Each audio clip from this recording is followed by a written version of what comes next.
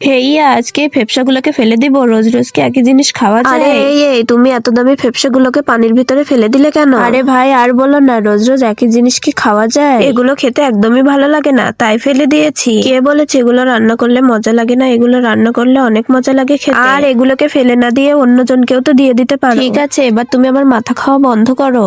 আচ্ছা এসব বাদ দাও, তাহলে আমরা কি এই ফেফসাগুলোকে বাসায় নিয়ে যেতে পারি? এই সুইটি, তাড়াতাড়ি চল, এই ফেফসাগুলোকে তাড়াতাড়ি পানির ভিতর থেকে তুলে নি। যাই, তাড়াতাড়ি এগুলোকে বাসায় নিয়ে যাই। প্রথমে এগুলোকে ভালোভাবে ধুয়ে নি। এইবার এটাকে গরম পানিতে ভালোভাবে সিদ্ধ করে নিতে হবে। ভালোভাবে সিদ্ধ করা হয়ে গেলে এবার এটাকে পিস পিস করে সুন্দর করে কেটে নিব।